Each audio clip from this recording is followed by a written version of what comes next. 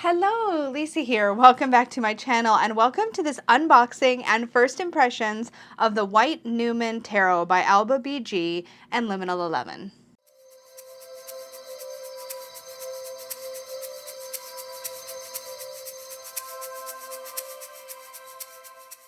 Oh my gosh. So Liminal 11 graciously sent me the limited edition version of the White Numen Tarot to review here for you guys, and I'm really excited to get into it. So I don't know what it is, but Liminal 11, when they do their limited editions, they just really, they go all out. Check out this beautiful tin.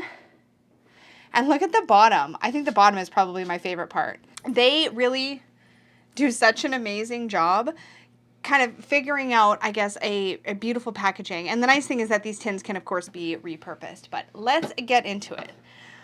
Oh, so pretty. Look. All the goodies that I can tell are in here. So we have a White Numen Tarot special edition. Now, this copy is not numbered because this was sent to me for review, so it doesn't have its own number, but it is one of the special edition versions of the deck. And we have a beautiful spread cloth. So let's move the tin out of the way for just a second so we can see this. Ooh. I wonder if... Let's just see what it looks like if we spread it out. Let's not set it on fire, Lisa. So I'm going to move my candles just long enough to smooth this out. Well, that's pretty cool. So we have the sign for Virgo up in one corner. Virgo, Sagittarius. Where do I put my candles? There we go. We have Virgo, Sagittarius, then Taurus, and Scorpio? Oh, yeah, I think so. I don't know. These are all sketchy, but this is really cool. Look at this like cool eye in the center. Okay, sorry. I just really wanted to lay it out because it's pretty. It does have more of an opaque feel than a lot of times the reading cloths you get in kits like this. The reading cloth itself feels kind of transparent, and I like that this one is more opaque. But anyways, let's get back into the tin. So then there's also a bag that's been embroidered with the White Numen logo here, red with gold stitching. Nice, with a double pull drawstring. These bags tend to be a little bit stiff, but I'm sure that they break in once you've been using them for a bit, so I'm going to set that off to the side. Are these stickers? Wow, look at this gorgeous. Is this a swan? You guys, I'm so bad. It's a swan or a goose. I'm pretty sure it's a swan. Really, animal identification is not my strong suit, but these are really pretty. I love the like blue. Ooh, look at that. Oh, interesting that there's an arrow going right through her heart here. Or excuse me, her throat. That's what I meant. Sorry. Pretty, pretty. Oh, what's in here? Okay, so we have the stickers. And then I want to like do this carefully. Okay. What is this? What is this? It's really pretty. That's what it is. Are these prints? These look like prints. Oh, look at that. So these are really, really pretty. I don't know what cards these are, but those are gorgeous. Okay, so I'm going to put these back just to keep them safe for the time being.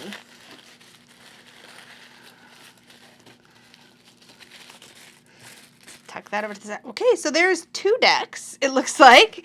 So I don't know what the story is here, but I'm going to pull this out first because we know this is going to be the main show. But this looks like another deck box. I feel like I should know this, you guys, but this is all like a big surprise for me. Because when I found out that Liminal 11 was planning to send this to me for review, I just stopped looking at everything because I really like giving you guys my true first impressions as much as possible for things I review on the channel. So yeah, this is really interesting. So we've got a little plastic sleeve and a little this is adorable. There's like a little hardbound book in this like really nice little clamshell box. I should probably look at the book so I know what I'm looking at here. So how cute is this? Introduction.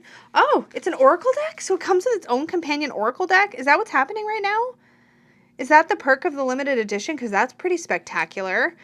Introduction. Creating an oracle is the strangest of journeys, where all possibilities lie open. We are abandoned at the gates of the unknown. The grand mysteries of the tarot are compounded by the lack of the usual guides. Those symbols and archetypes we relied on are no longer with us on this new dark path. Every oracle deck proposes a journey that can only be comprehended by itself. In the Golden Constellations Oracle, well, that's a beautiful name, I have used the map of the cosmos, associated Greek myths, and personal reflections as the fount of inspiration. With so much mythology and ancient wonder embedded in our understanding of the stars, what better way to explore the universe within? Good luck, be kind. So are these constellations? Okay, that's really cool. So I'm going to just set this aside. We're going to zoom in and do a proper flip through of these in just a moment. And let's pull out, oh, there's a really nice, like, sturdy foam tray here that keeps everything beautiful and safe and secure. And this, of course, can be pulled out so you can repurpose the tin. But for now, I'm going to set the tin aside. I guess I'll put it up in front of me. We're going to go through the tarot deck first, and then we'll go through the oracle deck second. So if you are looking for the oracle deck, you'll want to fast forward if you've already seen a flip through of the tarot and you don't want to watch me go through all my first impressions. So Liminal 11 has been very consistent with this packaging design for a bit now.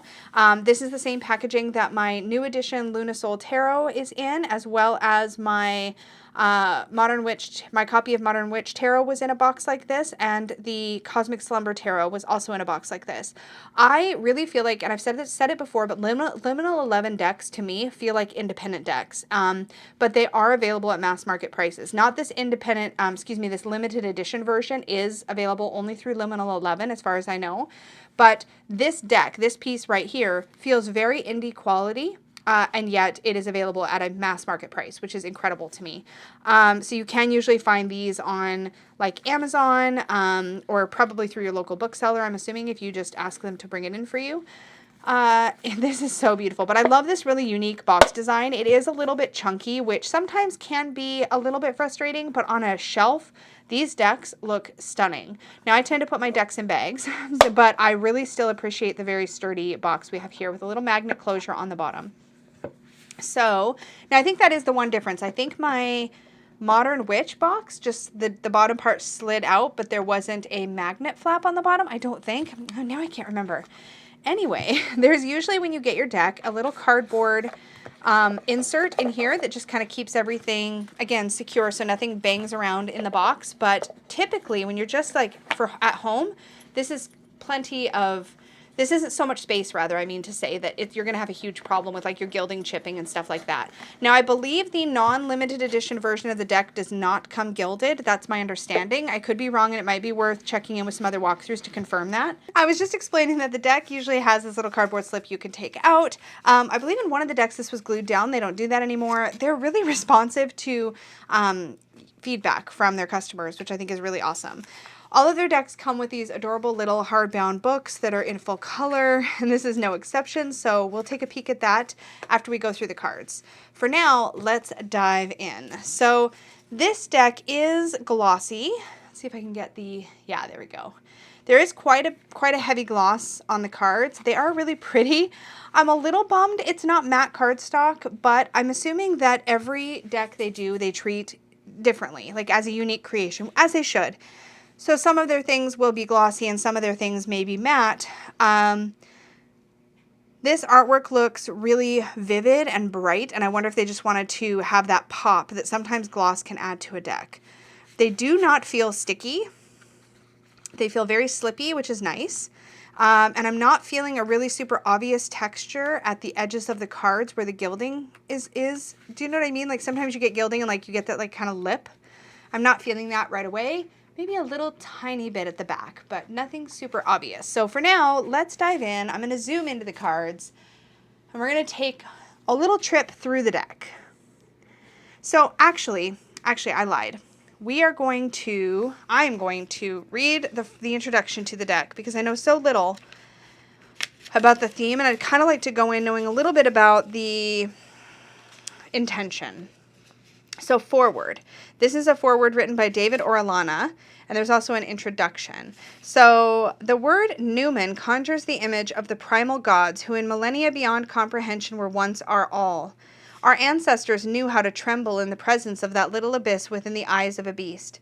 They knew how to recognize the bond with creatures radically different from themselves, whom they venerated, but at the same time, whose death meant food, thus life. This ancient conflict reveals the connection between the sacred and the sacrificial, and how rituals of cyclic regeneration evolved. It also speaks to us about the origin of art. As if condemned to poetry, the first inhabitants filled the walls of their sacred caves with silhouettes of bison and later with hunting scenes in an act of evocation. Thus, the word Numen, with the strength of a magical word, evokes an image of these revered beings. Revered beings. As time progressed, this belief was displaced in favor of a new one. Beasts were domesticated, and humans went from painting Numen in the roof of the caves to painting them in the ceiling of all ceilings, the celestial dome. God started to adopt human form and went to live up in the sky. Meanwhile, the bull that observed us lonely upon the hill was returned to the woods, depriving us forever of the ancient bond that recognized our interdependent relationship, beyond the spilling of blood and into reverence. Many years have passed since then, but the wound left by that disconnection is still wide open. Today, there exists a rising concern about our relationship with our environment, about the balance, more fragile now than ever, between the behavior of humanity and all that falls from it, about our recognition of responsibility when we understand that we are sharing the world with other forms of consciousness. And that's how the artists of the caves use the tools of their times, their fingers, their soil, their natural pigments, to carve on the stone the dilemmas of their time. I think Alba is doing the same today, taking her place amongst those who carry the same gift, trying to suggest a path toward truth. This tarot deck is not different just in appearance. If we can open our eyes to the path of ancient self-knowledge suggested by these cards, we will uncover the deep wound that unifies us as a species, that of being exiled from our own home, the world. The image of the White Numen tries to symbolically close that wound, to help uncover a path before we say farewell. I think that within Alba's art there is always some of that severe kindness, that healing potential, but with White Numen Tarot she offers us the possibility of taking part with her in some kind of modern version of the Paleolithic ceremonial that we need now more than ever. As in every ritual, there is a broken circle that through our participation becomes closed. In our hands lay now these secrets, in front of our bare feet, the journey. David or Alana. What a beautiful foreword. Oh my goodness. The introduction by Alba, my connection to the tarot, an unusual one. I am very sensitive with regard to dreams. This is not something I control. If my dreams were a sea, you could say that I know how to float, but not necessarily how to swim. I have powerful dreams every night. Sometimes I help others or receive information. Sometimes I get a glimpse of something that might happen the next day. It's not something I make a big deal out of because I think that these things have to come naturally to yourself, and by trying to force them, you only send them further away, just like reading the tarot. So one night I dreamt about tarot, and I woke up with the urge of having one in my hands, a strange and new sensation. Then I became very interested in the symbolism and archetypes within it, so I started to study and develop my own deck with the core idea of the word Numen, a Latin word connected with divinity. Here within the image of sacred animals from whom ancient religions evolved. So I set about reinterpreting the tarot's archetypes through this singular vision. She goes on from there. I hope you work with the White Numen Tarot without preconception, just observing and listening to your inner self. Let the archetypes, symbols, and Numen guide you, just as I work with my dreams, not pushing my emotions, just letting them come to me. I hope this tarot provides a path that we may all take together, each of us in our different shoes. Be kind, Alba. Beautiful, beautiful. Okay, I feel like I could just dive into the book, and that's not what we're here to do. I know I said I was going to take a look at the end, but I wanted to get a bit of a feel for the intention behind this deck, and I think that I've done that. So let's start going through the cards. Here we have a Fool, somebody who looks like they're introspective here with their pack on their shoulder and their pack of, I want to say, wolves who accompany them on the journey. There's a blue flower in hand, which I think is really beautiful. The Magician looks like he is in the act of casting magic of some kind, like of actually making things happen. There's a snake climbing up his staff, much like a caduceus. And there's a little bird friend right here and also on his shoulder. I like that the Magician here is a little bit older. I think that's a really neat take.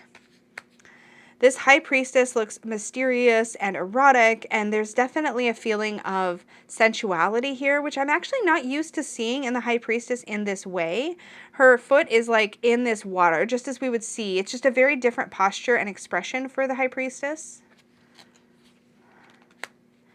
The Empress is very empowered here, which is interesting. We normally see, it's almost as if the High Priestess is almost more high priestess leaning Empress from the Rider-Waite-Smith in a way. And the actual Empress that we have here is more warrioress, a true companion to the Emperor. And here, of course, is our Emperor. And when we see them side by side, it's like, okay, yeah, I could totally see these two, like, ruling a kingdom together. The Emperor himself looks like he's holding something. He's holding his sword, and I want to say violence, but violence is the wrong word. An intensity. Intensity is a much better word. There's an intensity to how he is gripping the sword hilt here, and you get the sense almost of blood dripping around his hands and down the hilt of the sword, which to me sort of speaks to the sacrifice of and the intensity around being in charge of a domain, right, of a land. Here we have the Hierophant, and here we have another sort of idea of the gateway to mystery being blocked or guarded by a more feminine or female looking figure. The Lovers. These two snakes here, really cool. The Chariot. Oh, I love that the Chariot is traveling over water because, of course, the astrological association for the Chariot is Cancer, which is my sun sign, and that is a water sign. So it's interesting to see a Chariot moving over water, and I'm trying to remember if I've seen that in another deck, and I'm not sure that I have. Oh, this is such a beautiful Strength card. I love the tender way that she is kissing the temple of the tiger. The Hermit with the moose. I'm curious when we get into the guidebook, I'm really curious to find out if there is animal associations or if those are addressed in the guidebook at all. I know that the Liminal 11 guidebooks tend to be just kind of like dipping your toe in. They don't tend to go very deep, but it'd be interesting to note. Wheel of Fortune. There's a very fantasy world kind of feeling to this deck so far. It does feel like we're in a... I'm definitely getting almost like RPG vibes. Oh, I didn't role-playing game vibes, by the way. That's what I mean by RPG. This is really interesting. So the card backs are not reversible in the sense that you would be able to tell based on which animal was upright, whether your card was upright or reversed. I don't know if this deck's meant to be read with reversals. I really like the color palette of the backs of the cards, though. It's really pretty.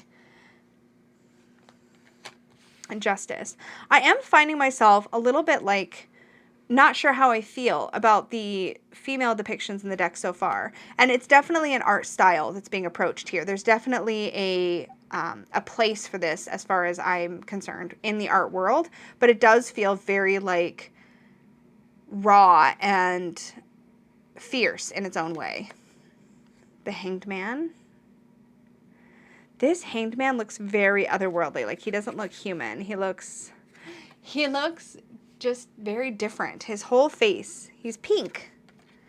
Here we have Death. And it's interesting too because we have this empowered feminine figure riding the horse of Death rather than the other way we normally see it, which I think we normally tend to see, or we typically see depicted in the Death card, more of a masculine presence there. That is a beautiful Temperance card. There's something so... you know what this looks like to me? It looks like manga art. Not anime art, but it reminds me a little bit of manga or of a graphic novel. That's what I feel like I'm in. I feel like I'm in a graphic novel looking at these cards. That's a way better way to put it than RPG or video game art. It definitely feels more like graphic novel art. Like, really stunningly depicted. You can tell we're in a special world, but just a world that I don't know yet. Here we have the Tower. And the Star. And you get this idea, I believe this is the art, yeah, this is the artist's signature here, but it almost made me think of hieroglyphs for a moment. And it just kind of goes to show there's this golden, almost, like I said, otherworldly kind of feel to the artwork. I feel like I'm going to say that a lot. I tend to get repetitive. I adore this moon card with these like white foxes playing. I just love that. The Sun. Judgment. It looks to me like she's tattooing herself. I know that's not quite right because she's using her finger, or she's applying ink to her forehead, like marking herself. It feels like almost like the preparation for a dedication ceremony or ritual, something where you are stepping into a new way of living, a new commitment or a new lifestyle. And the World. She very much looks like a dancer, like she's in the process of dancing, or she's just finished a dance and she's holding her flowers. Beautiful.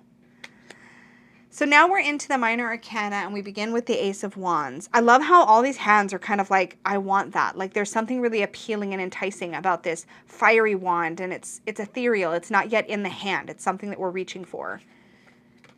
The Two of Wands, when we begin to imagine what is possible. And the Three of Wands, when we embark. I'm seeing these, often finding these little snake friends showing up throughout this deck. Snakes being a symbol of wisdom, I really appreciate that as a symbol. The Four of Wands. The Five. This is interesting. All these figures are kind of surrounding her. You get this sense like she's trying to hold her own among her peers, or perhaps even being tested. We often see the Five of Wands more as like a competition kind of card, or a clashing kind of card. But here it almost feels like an initiation, or like a again, being tested amongst your peers. That's what came through when I first spotted this card. I don't know if that's the intention, but it has a very high magic kind of feel. And several of the cards have had that feel, actually. The Six of Wands. The Seven of Wands. Here we really have that defending of what we truly believe in. And this very heart forward, leg forward. They're meeting each other on the high ground. But you really can't tell who's right in this card, which I actually kind of like that take on the Seven of Wands. The Eight of Wands, all of this fast-moving kind of, it's taken on a life of its own kind of energy. But you can definitely tell that the creator of this deck has a fondness of snakes, or snake is the primary guardian throughout the wand suit. I'm not sure yet. Here we have the Nine of Wands with the person here who is the guardian. And the Ten of Wands, when it's all very overwhelming and the primary figure in the card looks and seems very bogged down. We have our Page of Wands looking onward at the magic. Our Knight of Wands. It's interesting here because I often with the Knight I see something very dynamic, and with a camel you get the feeling almost like of somebody who's going on a very long journey and they're very well prepared, which almost feels more Knight of Pentacles to me at first glance. I'll be curious to see how the rest of the Knights are handled.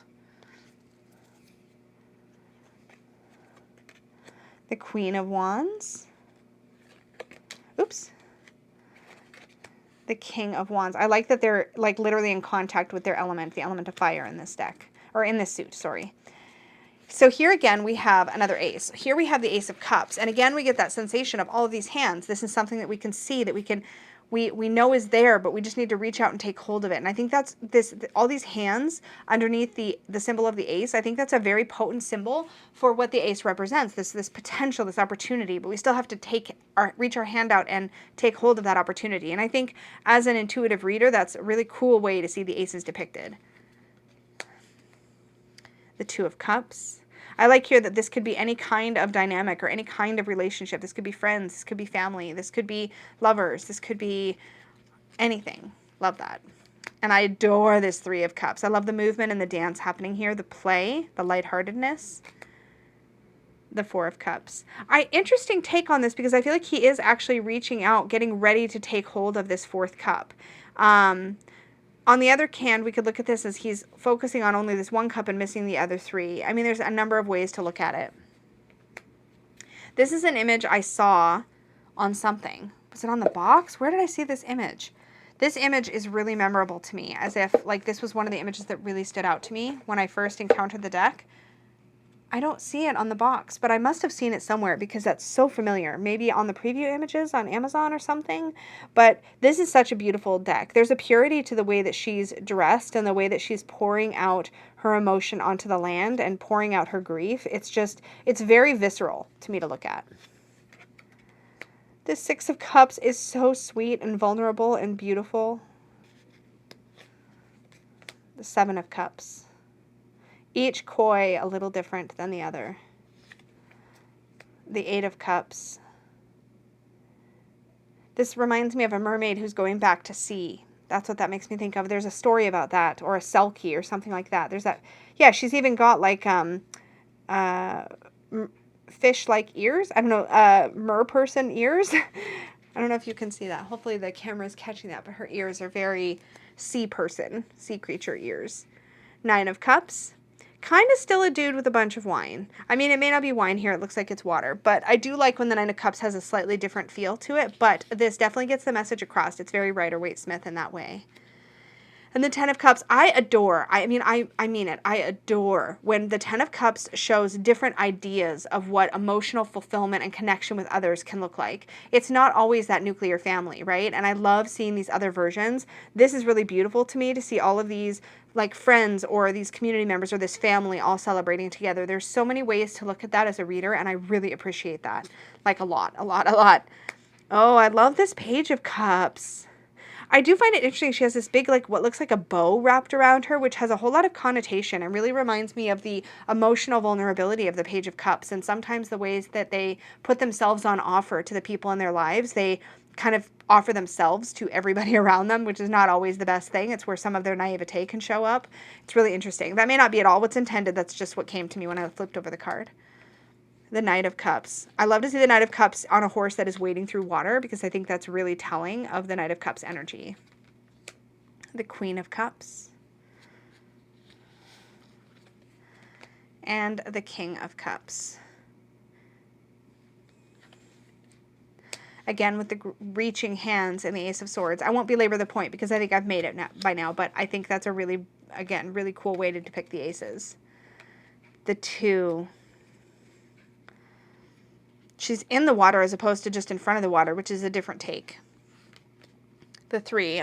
Here we have the Four of Swords.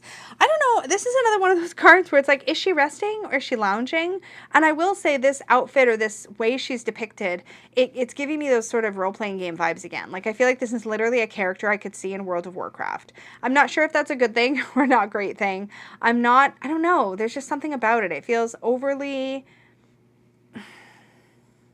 eroticized, I guess. I don't know. I'm not sure how I feel about that. I've seen a few other cards that kind of gave me a similar feeling. I mean, on one hand, this is you do feel like you're in this other world, and I guess that's what I keep reminding myself of. I will say this Four of Swords does not look very restful, but I think it's important to remember that often the Four of Swords is just a brief respite, not a proper rest necessarily, right?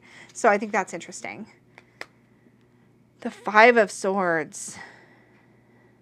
And you have this, like, clash of birds, it looks like, in the sky. The Six. The Seven. Ooh. Somebody's being, like, actively betrayed here, it looks like. The Eight. The Nine. See, she looks more relaxed than the Four of Swords person looked. Hold on. Is it just me? I'm curious about your guys' thoughts. This person feels almost more wakeful and like unnerved and like unsettled than this person who seems more relaxed to me.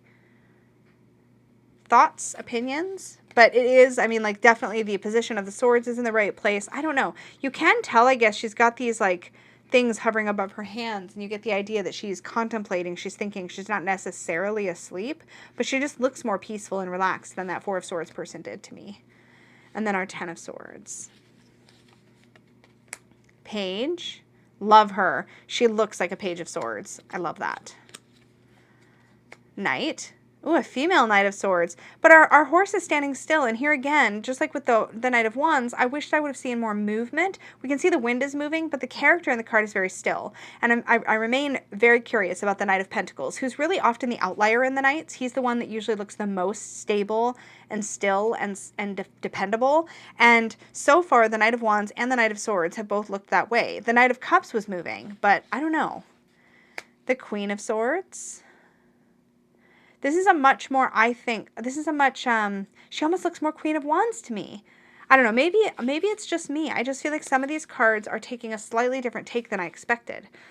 And that's not a bad thing. I want to be very, very clear. Sometimes the fact that cards are depicted in a way that I don't expect is wonderful because it makes us really think about what it is we want to see. Why do we want to see that? Or why is it different and why does that unsettle us? And what can we learn from that, right? There's definitely exploring we can do with that. And the Ace of Pentacles. The Two of Pentacles. Here we see less of a balancing act and more of like a standoff in a way. The Three of Pentacles. And here in a card that I'm used to seeing collaboration and other people, we have somebody who's got everything she needs within herself. And there's an interesting message there. I'm curious to do a shuffle and do a singular card read from the guidebook to see what it feels like. This feels very Rider-Waite-Smith to me, very bound up and secure with one's things. the Five of Pentacles. I wish we saw that symbol of hope or light around her. She definitely looks like she's in despair or in loss, but we don't see that reminder that there's help nearby. I do find it interesting, though, that she looks like she's in despair and she's in loss, and yet look at how she's dressed. Typically, what we actually see is somebody who looks like they're struggling. They're really in a loss. They're really, like, their clothing is ragged, and yet there's a window or a light nearby, someplace they can go to get refuge. Here we have somebody who looks very finely dressed. Her nails are painted. She's in this really pretty gown. And so we almost get the feeling of melodramaticness here. That's kind of the first thing that I'm getting from this card, which is interesting because that's something I normally get from like a Ten of Swords kind of card. The Six of Pentacles. The scales there.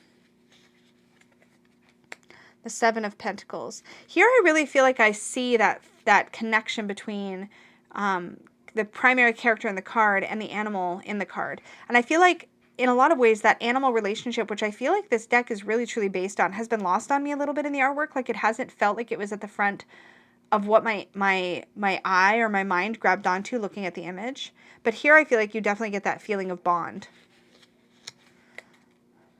The Eight of Pentacles. There's something very wild and different about this deck. The Nine of Pentacles. And the 10. Here we have a total absence of people, but we have perhaps a pack of dogs. And we have their household and perhaps their legacy and their generations. Oops. Whoa. The Page of Pentacles. And here's our Knight. So we do get that steadiness here. I do wish, maybe I'm just being picky. I do wish that this bull was looking dead on or was feeling more focused than where he looks like he's kind of looking off into the direction. I wish these two were looking in the same direction with that steadfastness, that focus. But we do have a very steady, strong, dependable feeling from this card, I think. Here we have our Queen of Pentacles. She looks very regal. The King of Pentacles. And then we have, oh, this was what the bonus artwork was. White Numen and Black Numen. Very, very interesting. So let's zoom out. I'm going to do a random card pull, and then we're going to read from the guidebook, and then we'll take a quick flip through the Oracle deck. So let's just see. I will say first impressions. Cardstock's a little bit stiff, but it should break in a bit. Not sure I'm a fan of gilding on a deck with this stiffer cardstock because it does make it a little bit uncomfortable to shuffle. So this one might be better to hand over hand.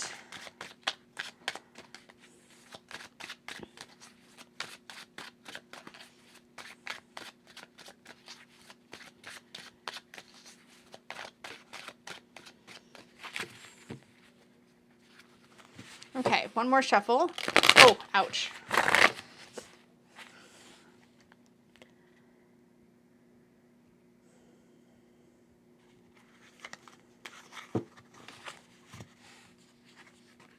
We have the Magician. So let's see what the guidebook has to say about the Magician. So after the introduction, the foreword and the introduction that I read from, we go right into, it looks like we go right into card definitions. Yeah, we go right into an introduction to the major arcana. Yeah, right into an introduction to the major arcana and then right into card introductions, or card meanings rather. So for the Magician, keywords are knowledge, skill, and power. So it says, fully aware of his masterly capabilities, the magician grasps the staff that holds the vast expanse of the sky above the earth. One hand high, connecting to the spiritual world, one hand low, connecting to all that is physical. Oh, I see. One hand higher up on the staff and one hand lower on the staff. I see. Confidence overflowing, he leans back and scans the horizon for all he can learn. As he is a natural companion to spirits, the Numen gather around him. The birds look skywards, reminding him to raise his aspirations. The snake climbs upwards, willing them all to use their power to ascend. Okay. And then let's see if we have any spreads. I don't see any spreads. So it looks like we just go through the cards. When we get to the minors, you get like a short little blurb. So there is a reference to the animals, it looks like in the major or the reference to Numen, and there is full page write-ups on the extra cards as well. Oh, no, we do have some spreads. We have a Path to the Sorcerer, Bond of the Numen, 4-card spread, and 1-card spread, as well as some tips on reading the tarot here. So that is the White Numen Tarot. I don't know what I'm doing. We're going to keep the deck handy because we're going to want to fan it in a little bit. I'm going to just set the little booklet to the side. Let's get into this little oracle deck. So the guidebook said it was called the Golden Constellations Oracle. Ooh, here's like gold foiling on the back. Check that out. So it's a little square deck. So you can kind of see it next to, this is standard tarot size. And if you see it next to that, that is kind of what you're looking at, right? Cool. Okay, let's zoom in and we'll do a little flip through these cards, and I'll also do a sample read from them as well. So we have Triangulum Australe, Taurus, the Serpent, Vulpecula, looks like that's a wolf. No, fox, Lisa. Perseus, so these must be named after the constellations. Scorpius, Phoenix, Orion, Lynx, Apis, Corvus, Aquarius, Gemini. I feel like there's a lot of like, it feels like the nudity in both of these decks just feels more, again, kind of video gamer, a little bit more eroticized than I'm used to seeing in my tarot decks. And I think it's funny because I don't mind nudity at all in decks. So this is a little bit of a new reaction for me to have, but I'm not finding myself very impressed by that style. And again, that's a personal taste thing. The art is beautifully rendered. It's just a matter of like personal taste for sure. Dorado, Canis Major, Hydra, Pisces Austrinus, Andromeda, Leo Minor. There's a minor and a not minor Leo? I don't think I knew that. The Altar, Cassiopeia, Crane. I wonder if this deck, sorry, I'm just thinking about what I just said about the artwork and the style. I kind of wonder if this deck would actually work really well in readings about matters that we feel really passionate about, or like in readings where we're looking at like the dynamics with a partner, for example, or we're looking at diving into how to connect with our own sense of personal empowerment and sexuality. Could be, right? Southern Crown, Northern Crown, Swan, Draco. Oh, we stuck a little bit there. There we go. Berenice's Hair, Eridanus, and the Eagle. Okay, so I'm going to zoom us back out. I'm going to do a quick little hand over hand, and we're going to read one entry from the little guidebook that accompanies this little oracle deck.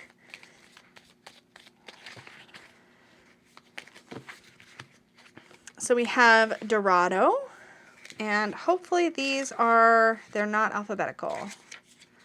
Oh no, is there a table of contents? No. Okay. Let me flip through and find Dorado. I wish that was alphabetical though. The golden bird Dorado flies from the temple, as sudden as a fresh revelation, as unstoppable as the truth. Divine inspiration and the moment of epiphany come. Okay, so they're very sort of short, punchy little messages. As a little clarifier deck to accompany the art style of the White Numen Tarot, this is a really beautiful little accompaniment. Like you wouldn't even have to worry about what to pair it with because it's already got like a little beautiful pairing all its own. What a gorgeous little set that this is. So I'm going to give us a little fan. I'm going to give us a fan. We're going to fan the deck. And I am going to be wrapping this up. Now, before you click away, if you have watched this video up until this point, then I have a little surprise for you guys. I would like to give this deck in all of its glory, all of it away. I was very lucky to receive this as a copy to review, and I love walking through decks but I don't always want to bring in everything that I review to my personal collection. And I would really love to gift this deck to somebody who this really resonates with, who they will work with it. I just think it's a really great way to pay it forward. Again, I feel very blessed to be able to review decks. I love reviewing decks, don't get me wrong. But if you have watched the video this far and you would like to enter a giveaway to, and I will draw a name, then in the comments down below, just tell me your favorite 3 cards from the deck. So pick 3 cards and just tell me what your 3 favorite cards were. You can share why, but you don't have to. But your 3 favorite cards from the deck, that's all you need to do. Please don't mention the giveaway in the comments. That just makes sure that the people who watch this video who want to participate in this can participate in it and have the best odds of like winning. The giveaway will be open internationally, so don't worry about where you live. As long as I'm allowed to ship to you under the current global conditions, I'm happy to ship to you. And I will put a date in the description box for when I will draw the name, or when the cutoff date will be for entering. I have to have a cutoff so that it's fair to everybody. So then after that cutoff, I will put all the names into a wheel of names, and then on the very next live stream I do after that date, I will draw a winner. So with that said, I'm going to give this deck a fan.